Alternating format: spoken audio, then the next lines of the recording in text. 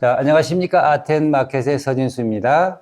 이번 호에는 수묵 작업으로 한국과 동양의 기본을 다지며 출발하여 벽화, 단색 추상, 모란, 추상, 선 드로잉 등 53년간 다양한 시리즈의 실험을 해온 김근중 작가와 얘기 나누는 시간을 갖기 위해 양평에 자리한 김근중 작가의 스튜디오를 찾았습니다. 자, 먼저 작가와 인사 나누겠습니다. 안녕하세요. 안녕하세요. 예, 반갑습니다. 네, 반갑습니다. 이제 봄이 많이 왔습니다. 네, 예. 벌써 따뜻하고 겨울이 이미 간 것 같습니다. 예. 근데 뭐 이 스튜디오는 사시사철 봄인 것 같아요. 아, 그래요? 예, 아름다운, 네. 또 화사하고 묵중한 작품들이 이렇게 우리를 반겨주니까 반갑습니다. 자, 우리 김근중 작가님은 동양화, 한국화 베이스의 현대예술 작가인데요.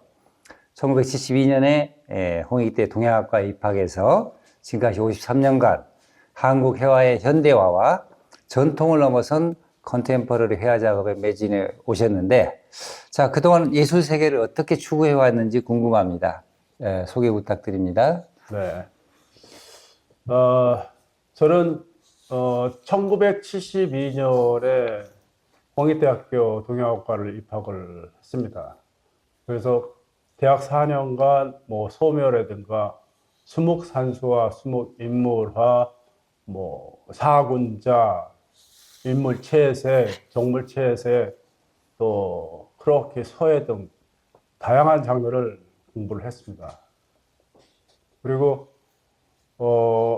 군대를 제대하고서 79년도서부터 83년도 대만을 가기 전까지 일랑 이종산 선생님 문화에서 사군자를 공부를 했고요. 또 회화 이론도 공부하고, 또 선생님께서 풍경, 실경을 굉장히 강조하셔가지고 김선도 작가하고 같이 수묵 실경 산수를 많이 했습니다. 대만에는 1986년도에 가게 됐는데, 그때서부터 저는 그 중국 미술사를 전공을, 또 동양 철학 쪽에도 관심이 있고 회화 이론도 관심이 있어서 그쪽에 대한 공부를 많이 했습니다. 네, 그러니까 우리 어쨌든 이제 그렇게 해서 이제 일단 학습 단계와 유학 단계를 거쳐서 그다음에 이제 대개 이제 작가들이 자기 것을 찾는 시간들을 갖기 시작을 네, 하잖아요. 그 과정에 90년대 초가 되겠네요. 네, 네. 이때 얘기를 조금 네. 해주시죠. 제가 네. 그 대만에서 졸업 논문을 쓰면서 앞으로 한국에 돌아가서 작가로 활동해야 되는데, 도대체 이 동양화에서 무엇을 제가 추구를 해야지 될까. 그래서 그때 당시에 제가 미술사를 하면서 동양 사상이라는 얘기를 많이 들었거든요. 동양의 정신, 동양화의 정신. 그래서 도대체 동양 정신이 무엇일까를 굉장히 사유를 많이 했습니다. 그래서 결론은 자유다. 자유다. 이것을 결론을 짓고, 그러면 자유라면은 무엇을 그리던 간에 상관이 없을 것이다. 그래서 90년대 이제 벽화에서도 자유를 기본으로 한 그런 현대적인 작업을 하게 됐죠. 자, 어쨌든 이제 그때부터 모든 작품에 이제 내추럴 빙 시리즈가 이렇게 쭉 연결이 되는데, 뭐 그동안 여러 번의 이 변화를 겪었잖아요. 네, 네, 그렇습니다. 어떤 주제들로 겪고 오셨죠? 주제는 우선 제가 내추럴빙이라는 주제를 정한 것은 1993년경인데요. 왜 그런 주제를 정했냐면, 제가 그동안 세상을 살아보면서 세상의 많은 문제점들, 또 저의 문제점들이 인간의 분별심에 의해서 비롯됐다는 걸 알았어요. 근데 대자연을 보면 거기는 분별심이라는 건 없고 선악이라는 것도 존재하지 않죠. 근데 우리 인간만이 그 선악을 분별하면서 거기에서 많은 고통이 오는구나. 그래서 그렇다면 그것을 벗어난 것은 무엇일까 해서 제가 내추럴 빙이라는 것을 생각을 하게 됐죠. 98년도에 단색으로 할 때는 뭐 소통이라는 것, 그리고 또 모란으로 들어가서는 꽃세상, 꽃 이전, 꽃 이후, 또 추상에 가서는 뭐 그곳 혹은 이곳, 혹은 신목미도원도, 이런 것을 소주제로 잡아서 작품을 제작했습니다.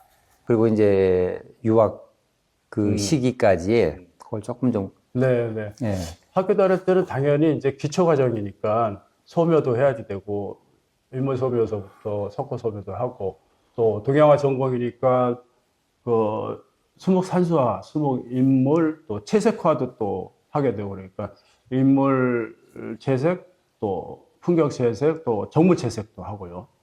또 사군자도 하고, 또 그렇게도 해야 되고, 또 기본적으로 서예를 또 따로 공부를 했습니다. 서예도 하고, 또 뭐 그런 식으로 보냈고요.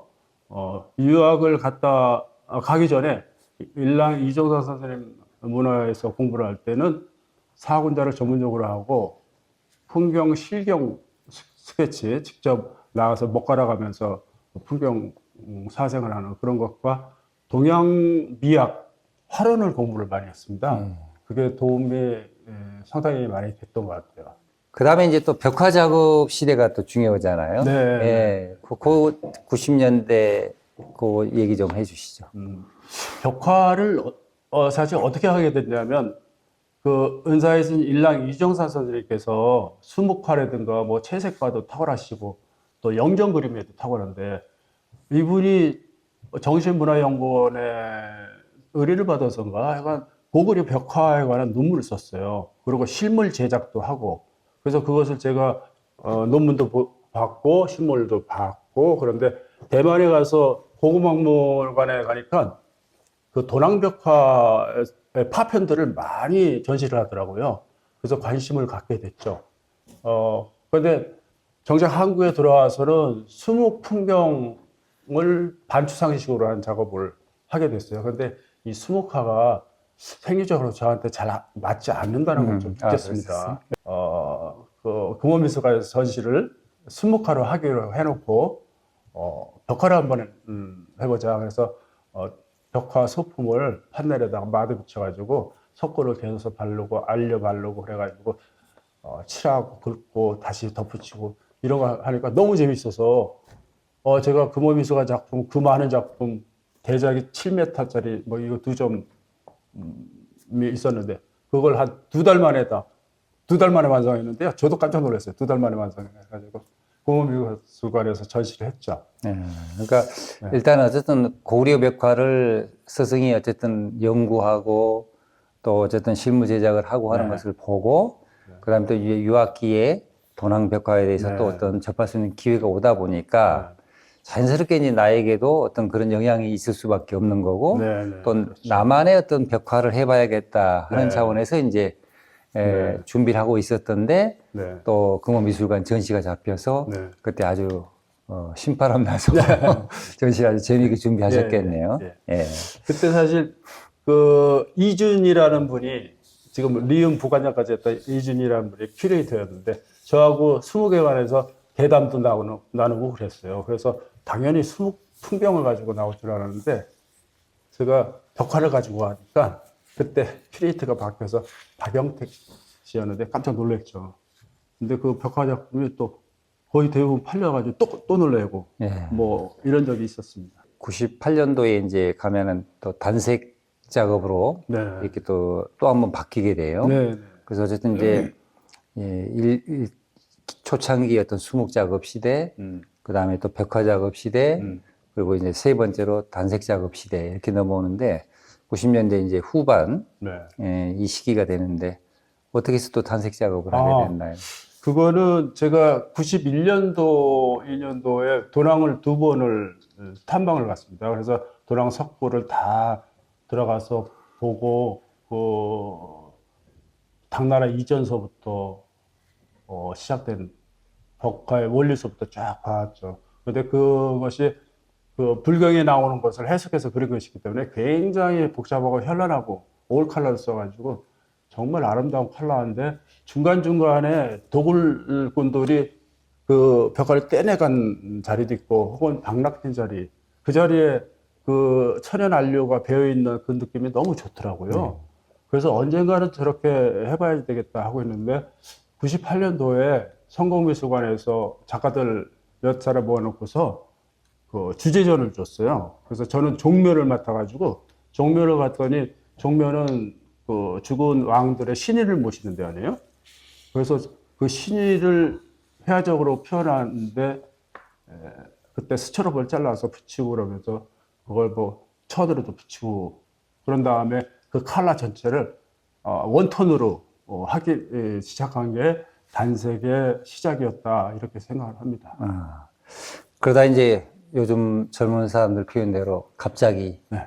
또 이게 모란 작업으로 넘어가거든요. 이제 물론 이제 이미 80년, 90년대, 이제 2000년대 새로운 시기가 왔으니까 네. 하나 이제 변화를 모색했을 거라고 생각하는데요. 아, 그러면 이거 뭔가 새로운 걸 해야 되나 그런 생각 하나 있었고 또 단색이 그 여러 가지 색으로 해가지고 마지막에 한 색을 하지만 그 색깔 자체가 지속적으로 하다 보면 단조로운 감이 있어요. 그러니까 그 당시에 속에서 막 부글부글 끓기도 하고 그런 단색만 하니까 이게 어렵더라고요. 그래서 한번 올 오버 페인팅으로 복잡하면서도 아주 화려한 작품을 한번 하고 싶다는 것이 끓고 있던 네. 차에 2005년도에 뭔가 새로운 걸 해야 되겠다 하고서 시작한 게 모란입니다. 그렇군요. 어쨌든 그때 모란이 막 나왔을 때, 벽화 나왔을 때도 굉장히 좀 센세이션했지만은 이 모란 나왔을 때도 굉장히 반응이 좋았었잖아요. 네. 그래서 작가에게는 뭐 여러 가지 의미가 있는 그런 시대가 아닌가 이렇게 생각합니다. 거기에 조금 덧붙여서 제가 말씀드릴까요? 그런데 이 모란을 갑자기 하게 되려고 그럴 때 제가 친구한테 한번 넌지시 얘기를 했어요. 나 앞으로 꽃 그린다 그랬더니 그 친구도 단색을 하는 친구인데 말리더라고. 그러지 말고 단색하라고. 근데 그 모란을 그릴 때 정말 고통스러웠습니다. 왜냐하면 단색을 하다가 꽃을 갖다 그리니까 마치 십자가를 지고 골고다 언덕을 올라가는 것 같은 느낌? 그리고 그 어떤 열등감도 같이 올라오더라고요. 추상에서 사실적인 거 할 때 그 심정이 그렇더라고요. 그래서 어쨌든 그래도 꽃을 해보자 그랬는데 그래서 이리저리 하다가 핑크색으로 꽃과 새를 다 그려놓고 젊은 제자한테 제가 연락을 해서 보여줬어요. 이거 어떠냐 그랬더니 선생님 좋아요 그러더라고요. 좋아? 그럼 해. 그러고 시작한 게 이제 모란이에요. 저도 선생님 기억이 나는데 모란에다가 말풍선도 집어넣고 그래서 또 말풍선에 말을 집어넣기 위해서 뭐 엄청나게 많은 데이터들을 조사하고 했었잖아요. 그렇죠. 그리고 또 조그만 인형을 갖다가 피규어. 피규어를 갖다가 집어넣고 그러니까 이게 세대를 초월한 그런 이 하나의 그 꽃을 어떻게 현대화하고 어떻게 현대인에게 전달할 것인가의 그런 작품이었지 뭐 꽃그림을 그리는 작가 이런 개념은 아니었거든요, 사실은. 그래서 오히려 이제 또 추상이나 또는 뭐 벽화나 그다음에 이제 단색이나 워낙에 탄탄하게 다져왔던 그 앞을 알기 때문에 그 모란이 나왔을 때에 또 색다른 꽃 작업이구나 하는 이제 그런 생각들을 많이 했었을 거예요, 아마. 자, 그다음에 이제 이게 지나면서 이제 또 그때 고려대 박물관 전시였던가요? 이때부터 또 이 추상이 굉장히 또 강해져요. 그래서 어쨌든 이 김문중 작가는 좀 종잡을 수 없는 매이지 않는 뭐가 좀 이렇게 마무리하려 그러면은 이미 또 도망가고 또 끌고 가는가 하면은 또 다시 또 다른 어떤 작업을 추구하는 이런 작가로 비춰졌었거든요. 그 고려대학 박물관에서의 그 추상 작업 얘기 좀 해주시죠. 이 모란을 계속하다 보니까 이 형상, 분명한 형상, 꽃이라는 형상과 잎사귀, 줄기 이런 것이 보는 사람들로 하여금 상상을 제한하는 것 같더라고요. 그래서 이건 예술에 있어서는 상상이 제한되는 게 이게 독이나 마찬가지인데 그래서 그러면 이것을 해체를 해야겠다 이런 생각도 가지고 있었고 또 사물이나 이런 대상도 어떤 분명한 형체를 보여주지만 실은 그 형체가 끝없이 변하는 것이어서 고정된 형체라는 것은 없거든요. 그리고 꽃조차도 그 고정된 형체가 없는 것이죠. 근데 그걸 미시적으로 들어가면은 꽃이라는 게 저기도 꽃이 있습니다만 꽃이라는 게 우리 시각으로 봐서 꽃의 형태가 보이지만 미시적으로 들어가면 그냥 거대한 공간이겠죠. 뭐 그러니까 꽃이라는 실체는 없구나. 이것을 깨달았어요. 그래서 그런 꽃의 본질하고 또 그 실체가 없는 것하고 맞닿아 있으니까 그런 꽃의 이전 모습은 무엇인가 이런 것에 대해서 의미를 갖고 추상을 하게 됐습니다. 그래서 고대에서 전시할 때는 모란꽃 절반, 모란을 추상한 것 절반 이렇게 전시를 하게 됐죠. 최근 이제 들어서 또 이 드로잉 작업에 또 매진을 하고 네, 네, 있어요. 그래서 요 드로잉 작업에 대해서 또 한번 네. 설명을 부탁드립니다. 드로잉을 본격적으로 한 거는 90년대, 91년도로 나와 있는데, 제가 미국에 90년대 초반에 레지던시를 간 적이 있는데, 거기서는 드로잉만 했어요. 그래서 그 드로잉이 지금도 많이 남아있거든요. 그러다가 이제 벽화를 한참 할 때도 간간히 하긴 했는데, 그때는 벽화를 할 때에서 드로잉을 그렇게 열심히 안 했지만, 추상으로 넘어가면서 본격적으로 드로잉을 많이 하게 되더라고요. 그리고 제가 드로잉을 하게 된 이유, 결정적인 이유가 자충우돌하고 막 끊임없이 끌어오르는 어떤 분노도 있고 열정도 있고 그런데 이것을 벽화만 하는 것에 담아두기에는 힘들더라고요. 벽화는 어느 정도의 형상성 위주의 것이어서 이 내면의 것을 표현할 수가 없었죠. 그래서 대신 드로잉을 해가지고 제가 그 성공부를 할 때 그 선생님한테 직접 보여드린 적도 있어요. 그분은 그림을 모르시지만 딱 기운을 보면 이게 기준생동하다 아니다 정도는 아시는 것 같더라고. 그리고 거기에서 이제 마음을 표현하는 거를 제가 연습을 하면서 드로잉을 엄청 했죠. 그러다가 이제 지금까지도 드로잉을 하고 있고, 근데 이제 추상 작업을 본격적으로 하면서 이 드로잉을 폭발적으로 많이 하게 됐어요. 그래서 지금까지 해오고 있습니다. 자, 어쨌든 이렇게 6번의 큰 변화를 겪으면서 네. 50년이 넘는 이제 화업 생활을 해오고 있는데요. 이 일랑스님께 이 사사를 받으면서 그때 이제 그 돗자리 부대 얘기를 네. 참 전설처럼 하거든요. 네, 그 돗자리 부대 얘기 좀 해주시죠. 네. 제가 79년도에 그래서 제대하고서 앞으로 내가 어떻게 작가 활동을 해야 되나 고민할 때 일랑 선생님이 생각나더라고. 제가 대학교 재학할 때 일랑 선생님이 홍대를 강의를 나오셨어요. 네. 근데 저는 못 배웠습니다. 그런데 실기실에서 어떤 학생 붙잡고서 막 설명을 하시는데 해와 이론을 설명을 하시더라고요. 그 활원이죠, 활원. 네. 그래서 인상이 굉장히 깊게 남아가지고 제가 대학교 4학년 때 잠시 군대 가기 전에 그분한테 가서 동방연수회라는 데 가서 2개월간 사고제를 배우고 군대를 갔다 왔죠. 그리고 나와서 일랑 선생님이 생각나서 일랑 선생님을 찾아가서 배우고 싶다고 그랬더니 동방연수회로 나와라. 그래서 다시 거기 나갔어요. 그랬더니 거기 마침 김선두 작가가 대학생이었어요. 네.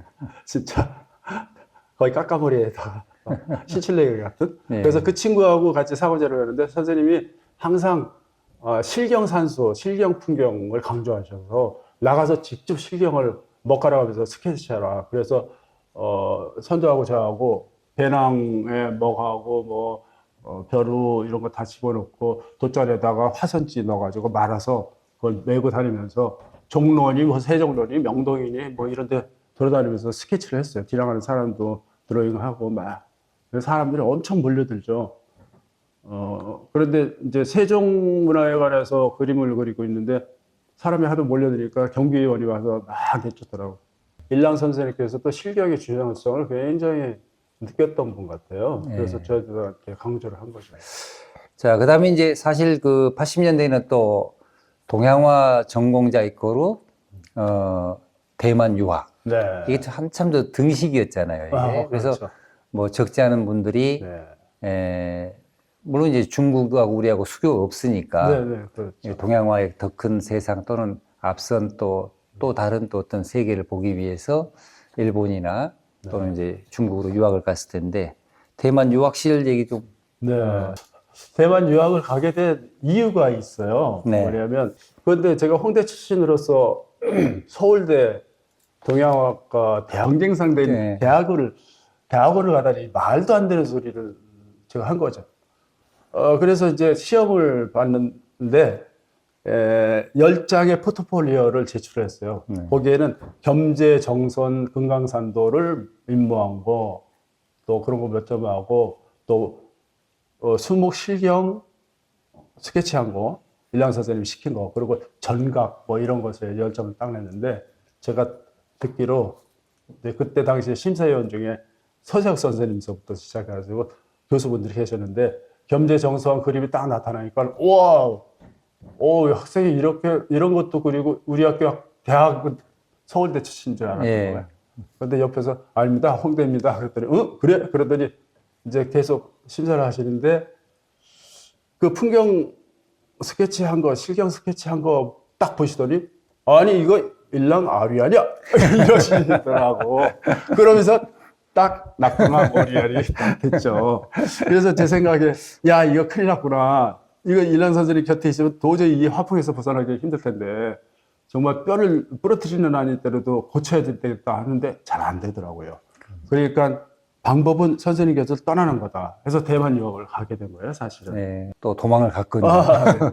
제가 한 가지 예를 들면, 제가 일란 선생님한테 4군자만 배웠는데도 불구하고, 김선도하고 저하고 나가서 풍경 스케치하고, 거기다 이제 저희 말로는 재발이라고 해서 네. 어디서 몇 날 며칠 그렸다고 해서 내용을 딱 기술을 하는데, 5m만 떨어지면 일란 선생님 그림 같아요. 실제로. 도로계도 좀 있지만. 그랬으니까 서재혁 선생님이 이거 일랑 아리 아니야? 그것이 당연한 거였죠. 그렇겠네요. 근데 거기에서 이제 대만 유학 가서 또, 그런 걸 다 벗어나기 위해서 성원대 유명 작가들 거 모사도 하고, 내 딴에는 전통과 현대가 정말로 어우러진 작품을 딱 만들었다 생각하고서 정말 그런 작품이 나왔다고 생각했어요. 그래가지고 귀국에서 일랑 선생님한테 전지자리에 딱 보여드렸지. 산수화, 현대 산수화를. 그때 일랑 선생님이 딱 보시는데 나를 칭찬하시더라고. 그랬더니 일랑 선생님, 야, 이놈아! 중국 가더니 이거 중국 냄새만 배워하네? 이러시더라고. 그래서 딱 보니까, 정말 그렇더라고요. 그때 보인 거예요, 중국 냄새. 그래가지고 다 뒤집어 엎고서 다 버리고서 새롭게 이제 수목, 반추상을 그때 하게 됐죠. 그 외국뿐만 아니라 지금 그때 대만에 유학하셨던 분들이 많잖아요, 우리나라에. 그때 좀 몇 분만 네, 언급해 네, 주시면은. 저희 홍대 은사님 중에 홍석창 선생님. 네. 그분이 가장 먼저 간 그룹에 속할 거고요. 네. 일어나시는 분들도 몇 분 계셨어요. 예. 그런데 우리 미술 쪽으로 그 최병식 선생, 그 경희대 교수 계신 그분이 제 바로 앞에 있었고, 그 다음에 제가 들어갔고, 그 다음에 지금 동덕여대 퇴직한 김상철 교수, 또 한남대에 있던 강고철 교수, 이런 분들이 유학을 했죠. 예. 아마 가서 이렇게 모사하고 이럴 때도 네. 여러 가지 에피소드가 있을 것 같아요. 네. 제가 이제 저는 미술사를 전공했기 때문에 고궁박물관에 가서 실제 수업을 많이 했죠. 그 유명한 그 나재장이라는 분이 저희 은사님이신데 대륙 본토에 있는 모든 유물을 싣고 오신 분이에요. 그분이. 그 옥기에 관해서 세계적인 대가시죠. 그분한테 수업을 받으면서 그 송원명청 시대 그 산수화들, 특히 송나라 때, 원나라 때가 산수화에 모범이 되는데, 그래서 그거를 이제 화첩을 사다가 고체목해서 풀어가지고 모사를 하고, 맨날 가서 모사하고 또 모사하고 그랬더니, 그때마다 사람들이 몰려들어서 구경하고 그러면서 제가 박물관에서 유명 인사가 됐어요. 그랬더니 거기 그 홀을 지키는 여직원들이 와서 먹을 것도 갖다 주고 차도 갖다 주고 그러다가 그 여직원이 이제 거기 근무를 끝내고 찻집에 근무를 하게 됐어요. 그 내부에 있는. 네. 그래서 제가 가면 다 무료인 거예요. 최고급 차서부터 월병 이런 거. 네. 자, 그다음에 이제 이 사실 금호미술관의 그 전시는 아까 이제 뭐 20화를 전시하려다가 100화로 해가지고 많이 놀랬다는 얘기를 하셨는데, 아마 그 금호미술관은 전시를 하고 인생이 많이 바뀌었었죠? 그렇죠. 여러 가지 면에서. 제가 금호미술관 전시할 때만 해도 사실은 미술학원을 하고 있었습니다. 네. 미술학원을 한 지 얼마 안 돼가지고 간신히 반석에 올려놨는데 개인전 준비를 너무 소홀히 돼가지고 입시일도 좋지 않았고 그런데 그림이 의외로 좋은 평가를 받고 많이 팔려서 막말로 대박이 났다 그래가지고 내가 이제 미술학원 그만두고 작가를 해야 되겠다. 그래서 그 순간부터 그림만 그렸어요. 네, 그렇군요. 그래서 또 좋은 결과가 있었잖아요. 네. 그때 당시에 그걸 보고 또. 네. 그 당시에 국제 갤러리 큐레이터로 계신 지금 PKM 박경미 대표가 제 전시를 보고서 그걸 이제 국제 갤러리 회장님한테 얘기해가지고 전속 작가가 되게 됐죠. 네. 그 계기가 있었습니다. 지금 24번의 이 개인전 기록을 쭉 보니까 약간 이렇게 이 텀별로 특징이 네. 나타나는 것 같아요. 그래서 90년대 초반 중반에 이제 금호 미술관과 국제 갤러리 전시가 있었고요. 그다음에 99년부터 2000년대 중반까지 네. 일본에 나가서 또 전시를 많이 하게 네. 돼요. 그 일본 얘기를 조금 네. 들었으면 좋겠어요. 제가 1995년으로 기억되는데 그때 한국, 일본 대표 작가전을 일본 나고야 뮤지엄에서 열게 됐어요. 그때 이제 벽화 작품들을 들고 나갔는데 그때 당시에 켄지다키라는 갤러리 오너가 이름이 켄지다키예요. 그분이 오셔서 저를 제 작품을 좋게 봐줘가지고 거기서 개인전 초대를 받았습니다. 그래서 벽화 가지고 나고야에 있는 켄지다키 갤러리에서 전시를 했고 그 다음에 그 갤러리가 일본에서는 상당한 갤러리거든요. 그러니까 정말 A급 갤러리고 일본 현대미술 대표 작가들이 전속으로 돼 있는데 우리나라에서는 육군병 작가가 전속으로 돼 있었어요. 그래서 저와 같이 전속으로 돼 있었는데 그래서 그 겐지다키에서 나고야에서도 하고 또 신주쿠에 갤러리가 있어요. 그래서 그다음에 신주쿠에서 또 전시를 하고 단색 가지고 전시하고 또 모란까지도 신주쿠에서 전시하고 3번을 거쳐서 개인전을 했습니다. 그러니까 지금 사실은 이제 우리가 1965년도에 한일 수교가 되잖아요. 그래서 이제 2025년 올해가 60주년이거든요. 네. 그러니까 그때가 1995년이 맞습니다. 그러니까 한일 수교 30주년 기념으로 네. 나고야에서 네네, 그렇군요. 미술관에서 중요한 전시가 열리고 네. 이걸 계기로 해서 또 역시 이제 실력 있는 한국 작가들이 그때 당시에 또 육군병 작가도 네네, 되게 그렇죠. 유명세를 떠치던 네네. 시기고 그래서 이제 아마 두 분이 같이 그 겐지다키 갤러리에 이렇게 또 픽을 당한 게 아닌가 이런 생각이 되네요. 네. 그리고 이제 또 우리 국내 갤러리에서의 전시 얘기를 좀 하고 싶은데요. 네. 자, 일단은 뭐 국제 갤러리 얘기는 아까 네. 93년도 개인전 얘기를 하셨고, 그 다음에 이제 뭐 또 한국화 작가들이라면은 그 꿈의 갤러리였던 동산방, 네, 그렇죠. 그리고 이제 최근에 와서 금산 갤러리, 네. 요 얘기를 조금 네. 해주시죠. 동산방 얘기부터. 네, 제가 국제 갤러리 전시 이후에 다른 갤러리에서 한번 하고 그 다음에 켄지다키에서 3번을 거쳐서 하면서 국내에서는 전시를 사실 못했어요. 그러다가 이제 2003년도에 동산방 갤러리에서 단색화를 가지고 전시를 했는데 그때 1, 2, 3층을 다 채웠습니다. 그때는 제가 단색 평면 작업도 했지만 입체 작업을 꽤 했어요. 그때 이제 그 성공미술관에서 했던 그 신주라는 테마로 작업했던 것이 입체가 많이 있거든요. 그와 같이 이제 디스플레이를 해서 전시를 했는데 그때 작품들이 저한테 굉장히 기억이 많이 남고 만족스럽고 작가들도 그때 얘기를 많이 하더라고요. 그래서 거기에서 동산방에서 전시를 했고 그 다음에 2005년도에 갑자기 모란 가지고 전시를 하자 그랬더니 동산방 사장님이 깜짝 놀라가지고 그런 기억이 있습니다. 네. 그래서 또 뭐, 그리고 또 그때, 그래서 사실은 또 잡지의 표지에 실리기도 하고 그랬었죠. 그 에피소드를 말씀드리면 네. 제가 동산방에서 개인전 하기 전에 막 이제 모란 작업을 하고 있는데 월간미술에서 전화가 왔습니다. 요즘 어떤 작업하고 계세요?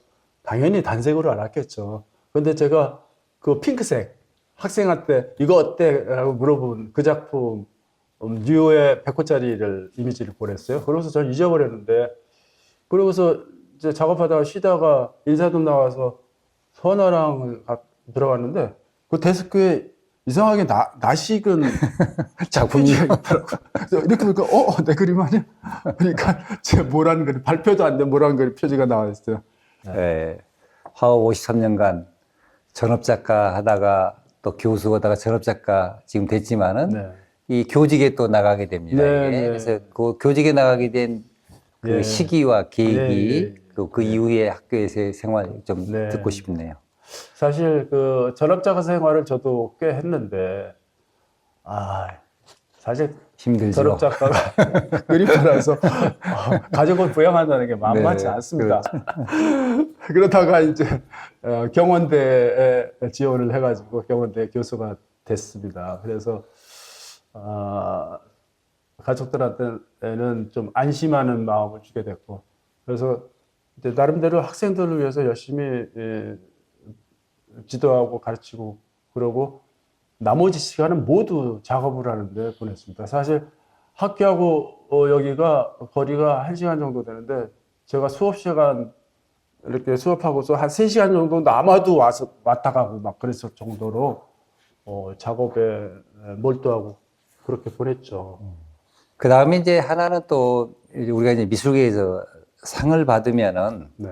이제 수상 기념으로 이렇게 전시를 하잖아요. 네, 네. 근데 쭉 또 김근중 작가가 안평 안견 창작상 네. 이 아주 큰 상을 받아가지고 네. 그때 전시를 하고 네. 또 그 전시를 준비하면서 또 하나의 어떤 의미를 네, 찾았지 네. 않았겠나 네, 이렇게 생각이 돼요. 몇 년 전에 어디 외부를 갔다 오는데 전화가 와가지고 안편 안견 창작상 수상자로 결정됐다고 그래서 저는 사실 깜짝 놀랐습니다.